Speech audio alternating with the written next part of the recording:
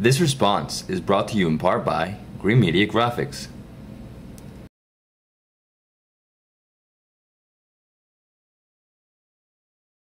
Hey everyone, so welcome to another episode of Ask David. This is episode 2 to Marcy Gordon's trip to Portugal. She's going to Porto for 9 days and then also going 7 days to Lisbon and the surrounding areas. And I'm going to give you a quick tour of what you need to see in Lisbon, and you can see this pretty much in one day. You can see all of this. Okay, so here we are in Lisbon.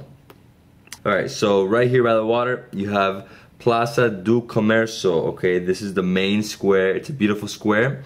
And then you make your way up right here, Rua Augusta. This is the main pedestrian street, or the most touristic pedestrian street. And what I would suggest is you go here, see this, go up this. No, once you get here, make your way up the castle to Castle São Jorge, which is St. George. Okay. Once you're done seeing the castle and seeing the views from here, because the views are incredible, come down to the Cathedral of Lisbon, and then make your way back this way, right? Go back up Rua Augusta, no? Go up the elevator, the Santa Justa. The elevator Santa Justa was designed by the architect that designed the Eiffel Tower. And when you get to the top there, you can have great views of the historical center. And this right here is Alfama, where is that's the oldest part of the city, and Alfama is an Arab word. This whole area was mainly Arab while the Moors conquered. While they settled here in Lisbon for a few hundred years. I think it was 600 years that they were in Lisbon. Okay, and then you could explore that whole area, right? Then you so you come up here to the elevator San Jorge, you see the views, and then you cross, because they have a bridge, you cross right here to the Convent do Carmo. This convent was destroyed in the earthquake of 17 something in Lisbon. It was destroyed, and when you walk inside, you see that it's like ruins, but it's beautiful, and they have a little museum, and it's a great place. You have to see this. It's a must here in Lisbon. Okay, so right here in this area you have a little place called Ao Brasileiro, which this is the best place to get a bica, which is an espresso, and you have a pastel do Brasil. This is a typical pastry that they have here throughout the whole entire country of Portugal, but here they make it very different. And then also when you go to Belém, which I'll explain now, you'll try something different there. Okay, so right here, so that's right here in this area. Alright, so there's a few different restaurants that I would recommend. You have Manifesto, Largo, Alma, Tasca la Esquina, and then you have to go to Baiuca, which is a fado house, which plays traditional fado music, which is a must in here in Lisbon. And you have to go to Baiuca, and that's in Alfama, which is the old district, which I just spoke about. And then, okay, now we're done with restaurants and this. Oh, and also for nightlife, there's the best place to go is called Lux, which is over here in this area. And then also in Barrio Alto, it's full of bars and pubs, and the whole area is, I mean, it's crowded with people. You'll see there's hundreds of people in Barrio Alto at night. Okay, then, all right, so something that you have to see, it's a little outside the city. Well, it's not outside the city, but you need to take a taxi drive to it. You can't just walk there. It's Belém. Here you have to see the Tower of Belém. You have to see the Monastery of Belém, and you have to go to eat a pastel at Pasteleria de Belém, which is a famous place. It's been open since 1837, and they have, it's almost like a creme brulee, but it's not a creme brulee. It's a little dessert, and you eat that with a coffee, uma bica, and it's delicious. You have to do this. And then the day trips, okay? The day trips are a must here from Lisbon, okay? Because Lisbon, yeah, it's you know, it's the capital. There's a lot of things to see, but I mean, in 2 full days, you see everything. I mean, you see everything that there is to see, and then you can go and just explore more, okay? So here we have Lisbon, right?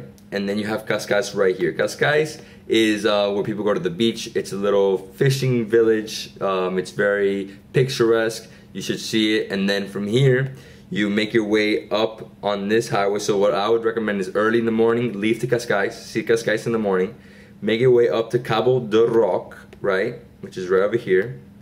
which is the westernmost point in the European continent. So as the continent, forget Ireland and you know, Iceland, just the continent of Europe. This is the westernmost point, which is right here. I went to a restaurant called Fortaleza, which is right here. It's a Michelin star restaurant. It's a little expensive, but it was delicious. And from here, they have a beach next to it, and you could see Cabo del Rock.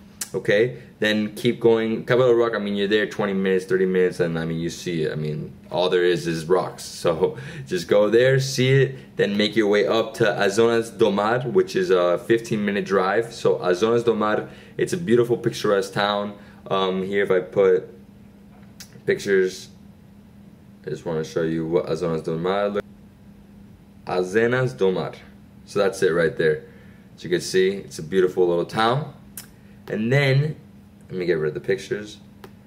And then another must see is the town of Sintra. There's a few things to see there. It's the old town. This town was created for the kings and queens for the summer estates. Okay, so there's a few different palaces here. One of them you have to see is Palacio de Peña, and then you also have to see the Castle dos Moors. So this is the Moorish castle that was built in 900 AD, and it's incredible because from there, it's the top of the mountain, you can see everything. It's incredible. These are the day trips, and then also, I'm missing a few, hold on. There's also Mafra, which is, there's also a royal palace there. I went to see it. It was a rainy day, and it was Tuesday, and it's closed on Tuesdays. So if you're gonna go see Mafra, it's about a 45-minute drive from Lisbon, and it's only the royal palace. That's the only thing you have to see there. And then another thing that you could see is this bridge right here, which is Vasco da Gama, right? Vasco da Gama, this is the longest bridge in Europe. So it's the longest bridge in Europe. From here, you don't even see this side. Well, maybe for me, because it was winter, and you're gonna be there in winter too, so you might not be able to see the end, but it's pretty cool how long it is. Okay, as you can see, it's probably longer than the whole city of Lisbon. Okay, and then you have to also cross to Almada and go to the Cristo. So the Cristo Rey. This is Christ was built here because the cardinal of well, everybody wanted to build a Christ here in Lisbon, looking at the city of Lisbon, because what happened in Brazil and Rio, because they built theirs. And then the cardinal here in Portugal said, we will build it, we will raise the funds if we do not enter the war, which is World War II. They didn't enter the war, they started raising funds, and then 10 to 15 years later, they built it, and it's there. And it's a humongous Christ, and you have to see it. And I mean, that's pretty much it, because it's winter. You know, if it was summer, I would say go down here to Setúbal and this area, because there's beaches out here. But this is winter, so this is what you have to do. All right, so Marcy, I hope you enjoyed my, you know, my little tour of what you should do. You know, this is Lisbon in a nutshell, as I could say it. Okay, so Marcy, I hope you have a great time. Keep me updated on your trip, and to everybody else, keep asking me questions, and I'm gonna keep answering. Take care.